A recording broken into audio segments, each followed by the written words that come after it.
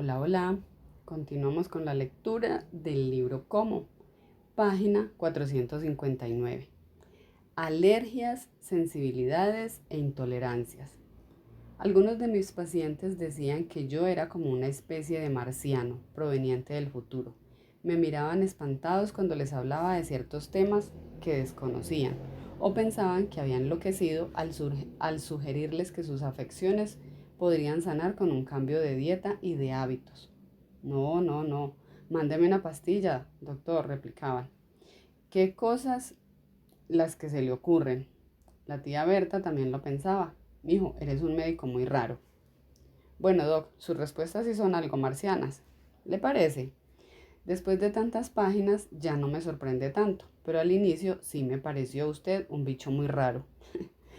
Eso mismo repetían mis pacientes cuando les ordenaba algunos exámenes que no eran nada habituales hace pocos años. ¿Como cuáles, doc? Los de las sensibilidades alimentarias, por ejemplo, que es una forma más sofisticada para referirse a las alergias, ¿no?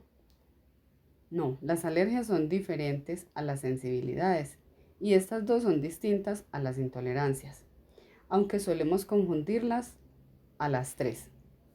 Yo pensé que eran lo mismo, solo que con otros nombres. Ahora aclararé ese lío, pero antes dígame algo. ¿Usted tiene perro? Tuve, doc, un maltés llamado Rufo. ¿Y alguna vez presentó alguna afección en la piel? Un par de veces. ¿Y qué le aconsejaba el veterinario en esos casos? Le daba algunos medicamentos, pero el consejo siempre fue que le cambiara su alimentación. ¿Y le dio resultado? Sí, doc. ¿Por qué? Gracias. Responderé su pregunta dentro de un largo párrafo. Por ahora, hablemos de las alergias. Lo que comemos, cuadrúpedos o bípedos, puede despertar diferentes reacciones cutáneas. Las más conocidas son las alergias. Usted pidió un cóctel de camarones en un restaurante. Apenas lo está disfrutando y de repente se siente ahogado, hinchado o surge un extraño brote en su piel que de inmediato notan los comensales que lo acompañan. Alguno le dirá, tómate ya un antihistamínico.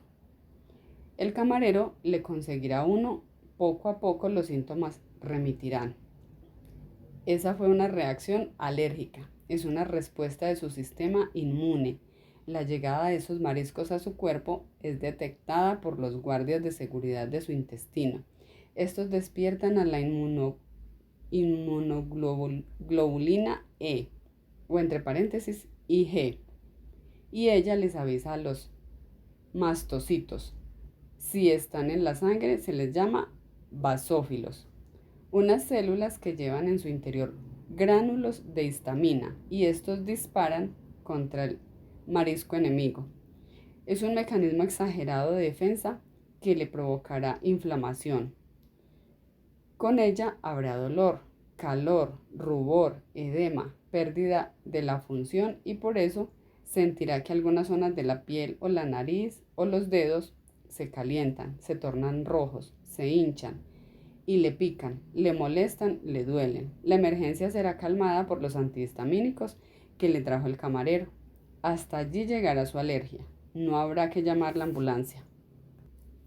Un asunto sensible. Retomo nuestra conversación interrumpida líneas atrás. Cuando nuestras mascotas presentan alguna reacción en la piel, además de revisar que no contengan garrapatas, pulgas o parásitos en su cuerpo, comenzamos a sospechar del alimento que les damos. Es cierto, veamos este ejemplo. Rufo, tomé el nombre en homenaje a su antiguo perro, lleva años comiendo su concentrado de pollo y nunca ha tenido un sobresalto. Sin embargo, ante la constante y repetida ingesta de la misma proteína, día y noche, semana tras semana, año tras año, su perruno organismo dijo, no más, hoy me harté, y esa molestia se hizo visible en su piel. La primera pregunta que le hará el veterinario será, ¿qué come este muchacho? Y tras el análisis, segurísimo le recomendará cambiar una dieta de su fiel amigo por un tiempo o de manera permanente. Rufo mejorará. ¿Y qué suelen hacer muchos especialistas cuando sucede lo mismo con la tía Berta, con el primo Musculitos o su hermana Sara? Les preguntan por su régimen alimentario. Rara vez. De inmediato examinan sus lesiones sus sarpullidos, sus ronchas, le mandan 4 cremas y les piden que vuelvan a control en 2 semanas. Los médicos somos bien raritos. Si Rufo el perro tiene una reacción en la piel, será mejor cambiar su menú. Si se trata de un humano, la solución es aplicarle cualquier tópico. Su régimen alimentario no tiene nada que ver en esto. Qué raro, ¿no le parece? Tenga presente esa historia porque le servirá para comprender mejor las sensibilidades alimentarias. Estas, al igual que las alergias, son causadas por una alarma del sistema inmune, pero su manifestación corporal o mental es tardía. Se toma su tiempo en aparecer y no se irá rápidamente. En este caso, la encargada de alertar al organismo es la inmunoglobulina G, especialmente la IG4. Los síntomas son variados. Algunos pacientes sienten dolores musculares y de cabeza, molestias abdominales, cansancio, fatiga, presentan sarpullidos, picazón o incluso ansiedad, confusión o depresión. Mientras las alergias son como un estallido y surgen rápidamente, las sensibilidades se resisten a ser descubiertas. Requieren de una atenta labor investigativa. Los alimentos que más las provocan suelen ser los lácteos y los que contienen gluten, una de las lectinas del trigo, la cebada y el centeno, como los panes, los pastelillos, la masa de las pizzas, la bollería en general.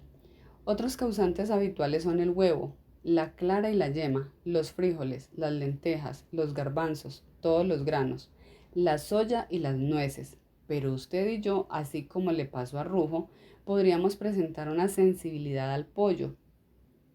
Hoy en la tarde, nuestro cuerpo, después de años y años de privilegiar esta carne aviar como fuente proteínica, dice, ya está bueno. Se enciende la respuesta del sistema inmunológico activada desde el intestino.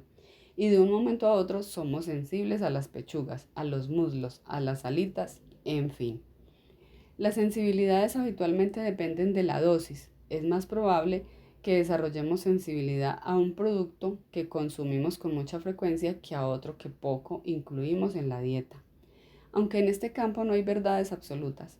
Quizás no le guste el kiwi, quizás solo lo coma por castigo 2 veces al año en la casa de su suegra y quizá sea sensible a él. Las sensibilidades, léalo bien, son una muestra de qué tan permeado está nuestro intestino. Se requiere de pericia y de mucha paciencia para detectarlas. Una de las historias más bellas de mi carrera médica tiene relación directa con ellas. A mi consultorio llegó una paciente que tenía ataques de pánico y alucinaciones auditivas. Oía voces que le pedían que se suicidara. Comencé a estudiar su historia, que incluía una cautelosa revisión de su dieta. Tanto las evidencias como la intuición me decían que las activadoras de sus episodios podrían ser las sensibilidades alimentarias. Le pedí que dejara el gluten, los lácteos y el azúcar, toda la chatarra, los ultra, y tuvo una mejoría enorme. Usualmente los pacientes suelen sentir los cambios después de 12 semanas, sin ingerir los productos que causaban el problema. A pesar de su notoria y casi total recuperación, a veces sus síntomas retornaban. Como no hallábamos el detonante de estas recaídas, le hice un examen de sensibilidades, esa prueba que a muchos les parecía rara y marciana, y de la que hablé al inicio del apartado. En aquel momento yo mismo la enviaba por correo certificado a los Estados Unidos, porque solo allá podían procesarla. En mi país esta práctica era muy poco conocida. Los pacientes me decían en broma, usted viene del futuro, doc. El resultado me dejó asombrado. Ella resultó sensible además a la naranja. La apartamos de su dieta y tuvimos un final feliz. La naranja nunca fue mi principal sospecha. ¿Entiende por qué es tan complejo detectar y erradicar totalmente una sensibilidad? No me parece tan difícil, doc. De hecho, a todos sus pacientes debería enviarles esa prueba marciana que viene del futuro y asunto arreglado. Imposible. Aunque este examen ya ha dejado de ser una petición exótica y su precio ha bajado, sigue siendo muy costoso. No se lo puedo ordenar a todos, sería una irresponsabilidad. Pero en casos como el que acababa de contar, sí se requería este examen. Sí, en ciertos casos puntuales, La prueba resulta reveladora y liberadora, no en todos. Imaginemos que usted y su hermana Sara tienen diversos síntomas leves que les hacen creer que son sensibles a varios alimentos.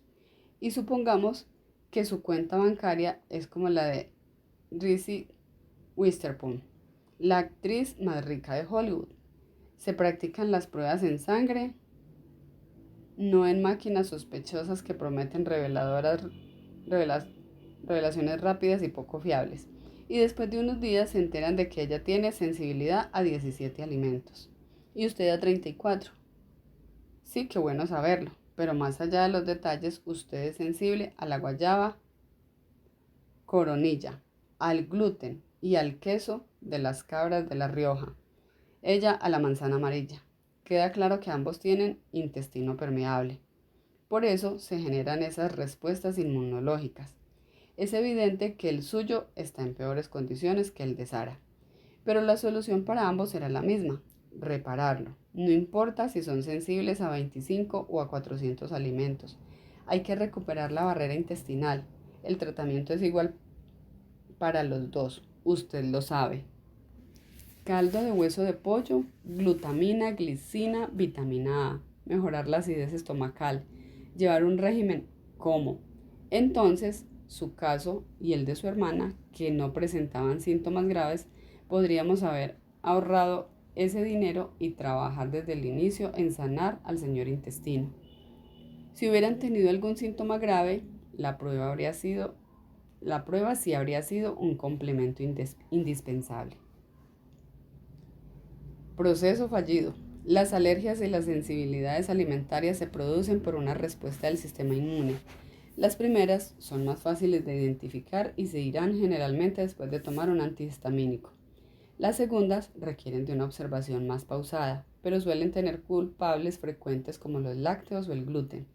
Y las intolerancias, por su parte, se presentan porque en nuestro organismo falta una enzima o una proteína que pueda facilitar la asimilación de determinados alimentos. Lo mencionamos al principio de este libro: la intolerancia a la lactosa es el caso más claro de esta reacción corporal. Como ni usted ni yo somos terneros para procesar la leche de la vaca Lola, necesitaremos de la ayuda de una enzima llamada lactasa. Esta va a descomponer a la lactosa en sus dos moléculas básicas, glucosa y galactosa. Y de dicha forma nuestro cuerpo podrá digerir ese blanco líquido. Cuando este proceso no se lleva a cabo, porque no se cuenta con la ayuda enzimática debida, pues vendrá una distensión abdominal severa que traerá otros molestos síntomas. Lo que me interesa que le quede claro es que en este último proceso no hay una reacción inmune, hay una reacción bioquímica. Al cuerpo simplemente le faltan herramientas para procesar un alimento. Esa es la intolerancia. Segundo título. Esto apenas comienza. Entre paréntesis, nutrición para adultos mayores. Algunos estudios afirman que los seres humanos en condiciones ideales deberíamos vivir hasta los 130 años. Lastimosamente, con los tristes hábitos alimentarios y las rutinas que imperan en este siglo, envejecer con la salud de nuestro lado se ha convertido en una proeza. Este capítulo está dedicado a quienes cruzaron la barrera de los 60, a los que se acercan a esa frontera y a todos los interesados en ser unos felices, sanos y vitales adultos mayores. Solo les recuerdo que para que eso suceda debemos trabajar en nuestro bienestar de mucho antes. Al llegar a los 65 años, que debería ser la mitad de nuestra existencia, el nivel de actividad de gasto energético disminuye de manera significativa. Por eso no será necesario comer más, pero sí será crucial comer mejor. Proteínas, como en todas las etapas de su vida, deben ser las grandes aliadas de su salud. Recuerde que después de los 50 años, tanto hombres como mujeres deberían consumir 1.5 gramos de proteína efectiva diaria, de acuerdo con su peso ideal, sin descuidar las demás columnas de su muro. Priorice la ingesta de aminoácidos como la prolina y la glicina. Ya sabrá de memoria que de ella depende el estado de nuestro colágeno. Ante el descenso de la exigencia física, usted estará más tiempo en reposo. La cantidad de grasa saludable y carbohidratos de su menú debería ser menor, sin llegar a caer en un desequilibrio alimentario. Las proteínas son estructuras, son más vida. La sarcopenia, la pérdida de masa muscular, es una de las grandes preocupaciones después de los 65 años.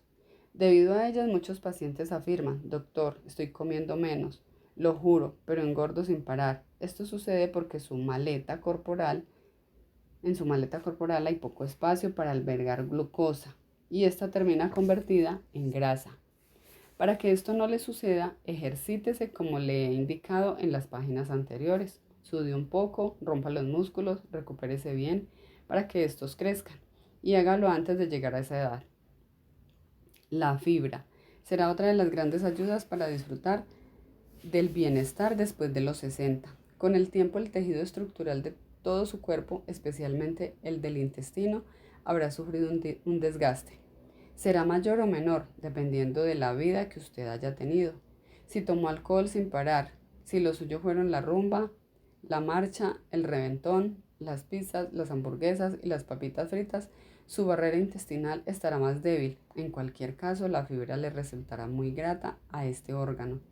Ayudará a evitar el estreñimiento o la enfermedad diverticular. Siempre será útil para mejorar la inflamación y la absorción de glucosa y mantener alejadas las afecciones cardíacas. El calcio. Lo necesitan sus músculos, sus neuronas y por supuesto sus huesos. Obténgalo de fuentes como el ajonjolí, las almendras o el brócoli.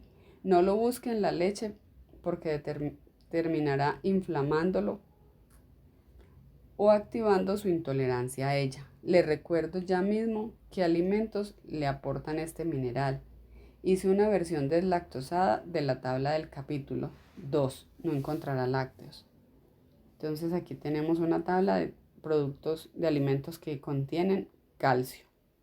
Las algas, la harina de algarroba, las hojas de col, hojas de nabo, almendras, levadura, perejil, diente de león, nueces de Brasil, berro de agua, higo seco, suero de leche, semilla de girasol, yogur, hojas de remolacha, salvado de trigo, trigo sarraceno, quinoa, cebada, batata, arroz integral, cebolla, limón, arveja. Bueno, aquí tenemos una gran cantidad. Vitamina D. La hallará en diversos pescados y logrará activarla en su cuerpo al exponerse al sol. Mejor si lo hace con poca ropa. Le sugiero tomar buenos suplementos que la contengan, especialmente si sus niveles de esa vitamina están bajos. Para mí el rango adecuado de este micronutriente se encuentra entre 50 ng sobre ml, el valor mínimo, y 100 ng sobre ml, el valor máximo. Magnesio. Este nutriente multitarea, que participa en más de 400 funciones bioquímicas del cuerpo, permitirá que su sistema nervioso opere en buena forma. Así podrá dormir y repararse mejor. Será importante para su salud intestinal, mental, ósea, cardíaca, muscular y un largo etcétera. Cuando trabaja junto con su aliado frecuente, el potasio, favorecerá la vasodilatación y le garantizará una óptima presión arterial. Omega 3. Qué increíbles son estos ácidos grasos. A ellos y al magnesio no he parado de mencionarlos en todo el libro. Son fundamentales para el desempeño cerebral, para el bienestar cardiovascular, para optimizar el consumo de grasas saludables y para mantener unos eficientes tejidos y redes neuronales. Hidrátese bien. El 60% de nuestro cuerpo es agua, así que tenemos que beberla de forma constante. Agua. Agua con un chorrito de limón o con un leve sabor a naranja o mandarina. Aguas aromáticas, infusiones sin exceso de fruta. Nada de gaseosas, juguitos, bebidas azucaradas y o con cafeína. De dicha forma solo conseguirá deshidratarse.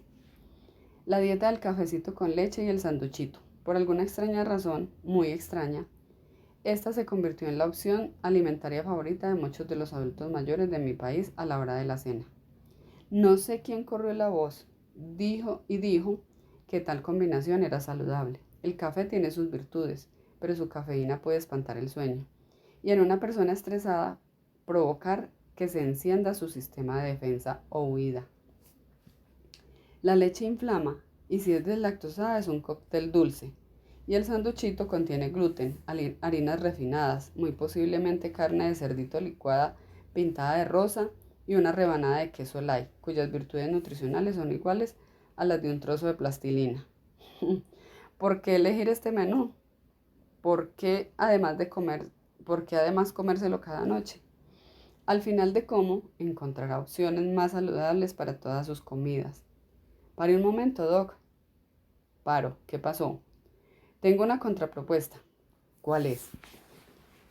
Si ese sanduchito estuviera hecho con 2 rebanadas de pan de trigo sarraceno, que no contiene gluten, remojadas con un poquito de tomate y un buen aceite de oliva extra virgen, y si entre ellas hubiese una tajada de jamón ibérico de bellota, de mínimo 12 meses, y unos trocitos triangulares de un buen queso cuadrado de cabra y oveja, de un queso curado de cabra y oveja, y el sanduchito estuviera acompañado de una buena y colorida ensalada, su opinión cambiaría. Esa es una mejor opción, pero le pediría que no fuera su cena de todas las noches, de vez en cuando. Bien, hablo del sanduchito, la ensalada de siempre. Lo que decía al inicio, antes de su interrupción, aplica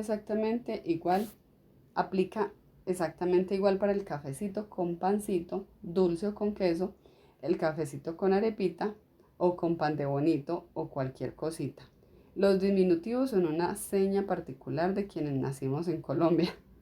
Ese engañoso sanduchito puede ser en realidad un sándwich de 3 pisos. La B12. La deficiencia de esta vitamina es muy frecuente en el adulto mayor. Compre un buen suplemento que la contenga y sepa que aunque adquiera el mejor y el más caro, si usted no ha trabajado en mantener la acidez estomacal, no asimilará esta fuente vitamínica de la manera correcta. Solo cuando el estómago es ácido puede producir una proteína conocida como factor intrínseco que se encarga de transportar a la vitamina B12 hacia el intestino y ayuda a su absorción. Multivitamínicos y minerales. Sé que son productos que no faltan en las casas de los mayores de 60. La tía Berta tiene una colección de ellos. Yo no creo mucho en sus cualidades. Lo dije cuando hablamos de la cúrcuma. Lo volví a mencionar hace poco en el apartado de los probióticos. Lo sostengo aquí. Que una cápsula o una pastilla que contenga decenas de micronutrientes diferentes, en este caso vitaminas, sales minerales, no la hace mejor o más efectiva. En general, al combinar tantas moléculas, solo se consigue que las propiedades de unas disminuyan o compitan con las de las otras. Por ejemplo, el cobre y el zinc por separado son magníficos. Si están juntos en la misma píldora, se anulan. A mí me parece mejor analizar cada caso y recetar unitarios. La malteada aquella. Espero que este mensaje sea muy claro. Ser un adulto mayor no es sinónimo de mujer enferma o de hombre débil y condenado al sofá. Su vida no está en el ocaso. Su mesa de noche no debería ser un contenedor de tabletas, frascos y medicamentos. Su cuerpo y su mente aún tienen mucho por sentir y experimentar. Usted ha acumulado mucha experiencia y sabiduría a través de los años. Úsela para alimentarse bien y sospeche de aquellos productos en polvo que contienen más de una veintena de vitaminas y minerales y le aseguran vitalidad, fortaleza para los músculos y la vida eterna. Si los piensa comprar, yo le diría, y se lo pregunto en inglés, ¿Are you sure? Creo que entendió el mensaje. Le hablaré de la composición de uno de esos popularísimos batidos en un apartado cercano. Tercero, título, jóvenes viejos, viejos jóvenes, entre paréntesis, nutrición para la longevidad. Los avances científicos, las nuevas medicinas, los renovados tratamientos nos permiten vivir durante más tiempo. Estos logros que deberíamos celebrar de otro lado están creando la sociedad de los jóvenes viejos. Personas que apenas avanzan por la cuarentena y que por sus malos hábitos son hipertensas, diabéticas, tienen el colesterol alto, Son obesas, siempre están cansadas, no duermen y toman decenas de pastillas para controlar sus trastornos mentales y corporales. Muchas de ellas están al borde del quirófano o cercanas a la amputación de alguno de sus miembros. Son jóvenes, así lo dice la fecha de nacimiento de sus documentos de identidad, pero viejas. Cargan con afecciones propias de una persona de edad avanzada. Jóvenes viejos que con la ayuda de los avances científicos malvivirán hasta los 80 años. Gracias, ciencia. Gracias. Yo quiero proponerle lo contrario, que sea parte del inclusivo club de la longevidad. Sus miembros son todos aquellos que aún teniendo 70 u 80 años se sienten de 40 o de 50 y todavía hacen el saludo al sol cada mañana o se paran de manos sin mayores aspavientos. Ellos representan lo que para mí es la longevidad, ser joven por más años. Así de vitales deberíamos de llegar a esas edades, así de animados, felices, fuertes y conscientes. Sumar años gracias a las buenas decisiones, eso es longevidad. La cara contraria a la supervivencia forzada de los jóvenes viejos. ¿Qué diferencia hay de los unos a los otros? Le presento 9 factores a nivel celular que determinarán el envejecimiento. Primero, la inestabilidad genómica. Hace referencia al desequilibrio que empieza a gestarse dentro de nuestro ADN y que afecta sus estados de reparación y la expresión de los genes. Segundo, los daños en el telómero. Todos tenemos 23 pares de cromosomas, cada uno de ellos semeja una X o una Y. En sus extremos se hallan los telómeros. Yo suelo compararlos con la punta plastificada del cordón de nuestros zapatos deportivos. En este gráfico lo podrá comprender con mayor claridad. Y mire qué curioso, la vida útil de nuestros cordones estará marcada por la buena o la mala condición de ese extremo plastificado. Si esta parte se desgasta, pierde su plástico y luce deshilachada, será muy difícil introducirla en los agujeros desplegados a cada lado de las zapatillas y jamás podremos atar debidamente nuestros sneakers. Los cordones inservibles terminarán en la basura. Algo similar sucede con los telómeros. Su buen o mal estado es decisivo en nuestro organismo. Su extensión será determinante para conocer la esperanza de vida celular. Su acortamiento, el cordón se queda sin recubrimiento de plástico. Es una mala señal y sucede principalmente por los malos hábitos de estrés oxidativo, la inflamación y las afecciones crónicas. A partir de la longitud de los telómeros se podrá establecer nuestra edad biológica, que es muy diferente a la que indica nuestro pasaporte. Al revisar los telómeros de una persona de 40 años que lleva una rutina descuidada, totalmente contraria a la de Como, seguramente descubriremos que tiene una edad biológica mayor, cerca de 55 años, es un ejemplo. Es un joven viejo. Sus telómeros, por supuesto, lucen cortos. La punta del cordón se ha empezado a desgastar. Este es un indicador que grita, debes cambiar tus hábitos de inmediato. Las alteraciones epigenéticas. La epigenética, como término acuñado por Bruce Lipton, nos recuerda que la salud de nuestros genes dependerá de cómo se relacionen con su entorno, con todos esos factores que pueden afectarlo. Y eso queda en evidencia cuando repasamos los casos de los gemelos Gabriel y Guillermo. Los dos nacieron con una misma información genética. El primero ama el ejercicio, fue el mariscal de campo de su equipo escolar de fútbol americano, toma muy poco alcohol, odia el cigarrillo, cuida su dieta y lleva una vida tranquila en una ciudad pequeña junto con su esposa Juliana y sus 2 hijas. Guillermo, en cambio, desde muy joven fue el rey de la fiesta. Lo apodaban La Draga, por su capacidad para la bebida. Siempre se quejó de gastritis y su casa estaba llena de cajas de pizza. Su tercera esposa, Ana, cuenta que intentó de 1000 maneras que hiciera ejercicio y modificara su dieta. Él no quiso, murió de cáncer de estómago. ¿Por qué? Si su genética era la misma, la salud de los gemelos tomó rumbos distintos, porque cada uno a través de sus hábitos y su estilo de vida se encargó de estimular de manera diferente a los millones de genes de su organismo. Los de Guillermo siempre estuvieron expuestos a la intoxicación, a los peligros. Los de Gabriel han tenido una evolución tranquila. Cuarto, pérdida de proteostasis. Se produce cuando hay un desequilibrio entre el proceso de creación de nuevas proteínas y las que perdemos. Si este segundo factor es el que impera y supera la producción proteínica, que es la expresión de la vida, sufriremos alteraciones corporales como daño articular, disfunción en los órganos, pérdida muscular, desgaste cutáneo y decenas de procesos celulares bioquímicos e inmunológicos dejarán de realizarse de manera correcta. En síntesis, es un maremoto interno.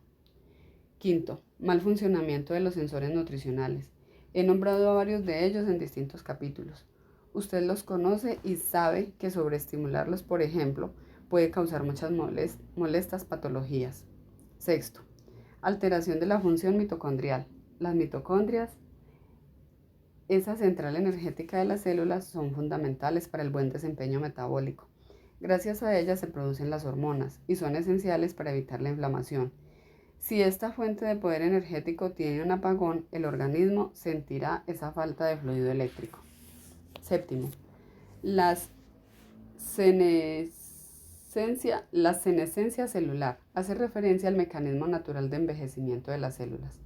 Al llegar a esta etapa, no pueden dividirse más, sin embargo, no perecen. Uno de los procesos relacionados con ellas es la inmunosenescencia, una merma de las capacidades del sistema inmunológico, cuya respuesta será más débil, menos eficiente. Es apenas normal que suceda en una persona de avanzada edad. Debido a esa condición, cuando un paciente desarrolla un cáncer en sus años de vejez, es muy difícil que éste se propague por su cuerpo. Como las células no pueden multiplicarse, la enfermedad no crecerá. Lo preocupante es que cuando la senescencia se produce en personas jóvenes, ¿qué la provoca? La inflamación crónica, causada por los tristes comportamientos que hemos citado líneas atrás, la mala vida. Octavo, la fatiga de las células madre. Uno de los bienes más preciados del organismo son las células madre. Ellas son capaces de producir cualquier tipo de tejido. Cuando su función se ve afectada, nuestra recuperación se estanca y se causa una crisis corporal. 9. Alteración de la comunicación intercelular. Nuestras células son como un equipo de nado sincronizado. Trabajan juntas en su piscina, que es el cuerpo, y en sus movimientos hay una cuidada concordancia. Cuando alguna de ellas pierde la coordinación, todo el equipo se descontrola. Si no hay una comunicación clara entre las escuadras celulares, se perderá la estabilidad y el funcionamiento de los órganos, los tejidos y el organismo entero. Estos 9 procesos celulares son las señales claras del envejecimiento. Y lo aterrador es que cada vez más los notamos en personas que apenas superan la treintena o la cuarentena. Son, insisto, jóvenes viejos. Su edad biológica supera a la que aparece en su documento nacional de identidad. Los telómeros de sus cromosomas se han acortado, sus células están agotadas, afectadas, han perdido la conexión, son ancianos de 38 años, viejitos de 43, genética alterada. ¿Usted quiere ser uno de ellos? La inflamación crónica y el estrés oxidativo son los enemigos mayores de los grandes facilitadores de la vejez prematura. Y a ellos les podemos sumar otra causal, la mala actividad de las sirtuinas, unas proteínas o enzimas de señalización que conservaremos toda la vida y están involucradas con la regulación y el metabolismo en la longevidad. Si funcionan de forma inadecuada, súmele otra razón para llegar a la fila de los jóvenes viejos. La juventud no se obtendrá al beberla de una fuente, no la conseguirá con la ayuda de los alienígenas como en el film Cocón en 1985. Tampoco al aplicarse todos esos sueros y cremas que adoran las amigas de la tía Berta, o al someterse a cirugías, además y cámaras de frío. Tal vez algunos de esos métodos puedan ayudar, pero la verdadera fuente de la juventud la encontrará en los 6 pilares de la salud que describí en el primer capítulo del texto. Y entiendo que cada día, en cada comida, usted provoca su vejez o nutre su juventud. Bueno, dejemos hasta acá y nos estamos escuchando en el próximo audio. Chao.